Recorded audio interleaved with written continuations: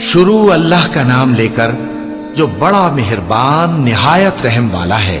ابو لہب کے ہاتھ ٹوٹ گئے اور وہ خود ہلاک ہو گیا، نہ تو اس کا مال ہی اس کے کچھ کام آیا اور نہ وہ جو اس نے کمایا۔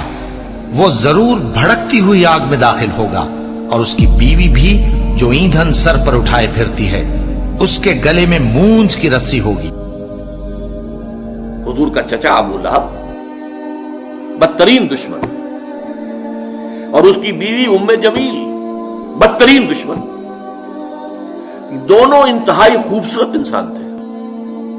ابو لہب سرخ سفید رنگت، بڑی بڑی آنکھیں، بہت خوبصورت انسان تھا، اسی لیے اس کا نام تو غالباً عبد العزیٰ تھا، اگر مجھے مغالطہ نہیں لگ رہا ہے، بلکہ یہ تو اس کی کنیت بن گئی تھی۔ ابو لہب جیسے کہ لہب کہتے ہیں دہکتا انگارہ، تو یہ تو دہکتے انگارے کے مانند ہے، اس کے سرخ و سفید رنگت جو ہے، اس کی آنکھیں جو ہے بڑی بڑی، لیکن بدقسمت بدبخت حضور کا انتہائی دشمن۔ اور ام جمیل اس سے بڑھ کر دشمن۔ یہ بتانا مشکل ہے کہ کون زیادہ بڑا دشمن تھا۔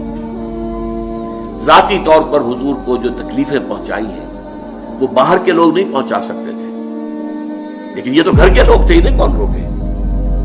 بنو ہاشم کا جو ایک حصار حاصل تھا حضور کو، جب تک کہ ابو طالب کا انتقال نہیں ہوا ہے، اس وقت تک بنو ہاشم حضور کے حفاظت کرنے والے تھے، لیکن یہ تو خود بنو ہاشم میں سے ہے، اور ایک دیوار بیچ رہائش ہے ابو لہب کی اور حضور کی، اور یہ بیوی جو ہے اوپر سے دیوار کے اوپر سے گندگی پھینکتی ہے حضور کے گھر میں سے، ان کے اندر۔ صبح تہجد کے لیے حضور اٹھتے تھے اور جاتے تھے بیت اللہ کے پاس، جا کر وہاں عبادت کرتے تھے، راستے میں کانٹے بچھاتی تھی، کانٹے لگے۔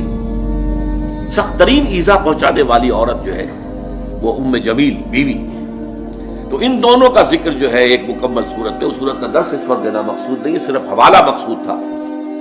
تبت یدا ابی لہب وتب، یہ انتہائی گستاخانہ جملہ تھا جو کہ ابو لہب نے حضور کے شان میں استعمال کیا تھا۔ تبا لک لہذا جمعتنا، تمہارے لیے ہلاکت و بربادی ہو، تم نے ہمیں اس کام کے لیے جمع کیا تھا، ہم سمجھے تھے کوئی کام کی بات تم نے بتانی ہے، تم نے یہ ایک توحید کا ذکر شروع کر دیا۔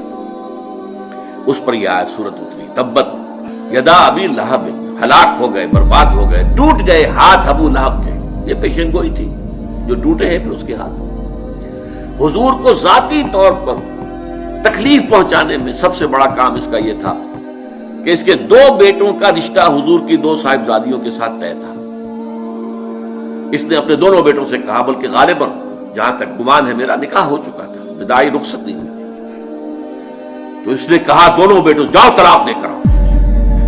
وہ گئے اور بڑے ہی گستاخانہ انداز میں، توہین آمیز انداز میں جا کر حضور کے سامنے کھڑے ہو کر دونوں نے طلاق دی بیٹی کو۔ تو حضور نے صلی اللہ علیہ وسلم بد دعا دی، اے اللہ اپنے کتوں میں سے دو کتوں کو ان پر مسلط کر دے، اور وہ ہلاک ہوئے، برباد ہوئے۔ ایک تو اس طریقے سے برباد ہوا کہ ایک شیر نے اسے چیر پھاڑ کر کھا لیا، اسے خوف تھا، ایک قافلہ لے کر گیا ہوا تھا، اور اسے رات کو وہ یہ کرتا تھا کہ اپنے ارد گرد جو ہے وہ الاؤ آگ کا جلاتا تھا، اس کے درمیان میں سوتا تھا۔ شیر آیا ہے، چھلانگ لگا کر اندر گیا، اس کو چیر پھاڑ کے رکھ دیا۔ حضور کی بد دعا تھی، حضور کو ذاتی رنج پہنچا تھا۔ یہ جو مجلسی معاملات ہوتے ہیں، بیٹیوں کو طلاق دے دینا، یہ ظاہر بات ہے کہ بہت تکلیف دہ چیزیں ہوتی ہیں۔ بہرحال اس کے لیے فرمایا تبت یدا ابی لہب وتب ما اغنی عنہ مالہ وما کسب، اس کے ہرگز کام نہیں آئے گا اس کا مال اور جو کمائی اس نے کی ہوئی ہے، جو مال کمایا ہوا ہے۔